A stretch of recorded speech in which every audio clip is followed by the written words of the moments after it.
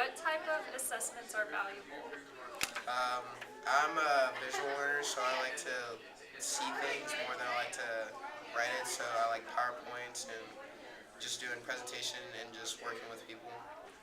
And I like more just straightforward notes and like repetition stuff, like when you do math and you have to do multiple problems and just studying.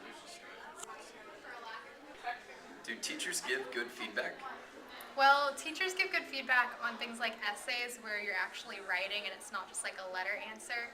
But like on multiple choice tests, they can't really give good feedback, so they don't. Alrighty. You have to answer it too. I believe teachers can give good feedback, but it really depends if they really go after you, like you're a student that they appreciate and really want to do well. And I mean, sometimes it's just the case that there's too many students and there's just not enough time for teachers to get the feedback to you. So if we could find a way to make less students, then that'd be great. When you get a paper or test back, do you review all the feedback or just look at the grade? Okay, when I get a test back, if I think that I did well but I end up not doing well, then I review, but most of the time I just look at the grade. I try to review most of the time, but in some cases I can't even read the handwriting, so it doesn't really help. Do you use the feedback teachers give you? I use the feedback in math on a quiz if we were going to take a test, but if we're not going to like come back to the subject, I never use it again. And on English, I'll like read over what they give me on my essays, but chances are I won't use it on the next essay. So I look at it, but I don't really use it. I don't receive a lot of feedback in any of my classes, and when I do, I don't really use it. Why don't you guys use the feedback? I just kind of forget about it. I'll look at it and I'll just kind of be like, oh, okay, well, we don't really like practice it. It's like they give us feedback, but then it's kind of like, here's what you did wrong. But they don't ever tell us how to fix it. Yeah, most of the time it's not useful in the future at any other point. What feedback could teachers give that would help you improve your comprehension? Teachers could give feedback on a more individual basis. A lot of the times now in class we have big class sizes, so it goes out to more the general students.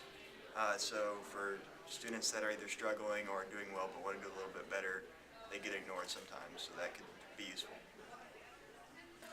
I agree with that. So I mean, because a lot of times like our feedback is just kind of a grade, but there's some things like we could do, like on like College Board they have a little skills insight thing, and it's like it kind of like pinpoints like how you can improve your SAT score sort of thing.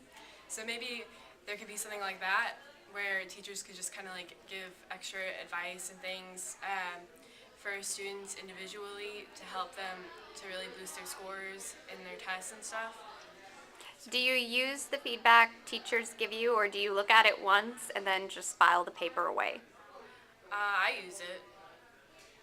I'd make sure to take note for a similar paper or that kind of thing. How many of you, when you get a paper or test back, care more about the grade than you do about the feedback? What could teachers do to make feedback more useful and personalized? Well, some of my teachers have conferences about the feedback, but they run out of time a lot of times.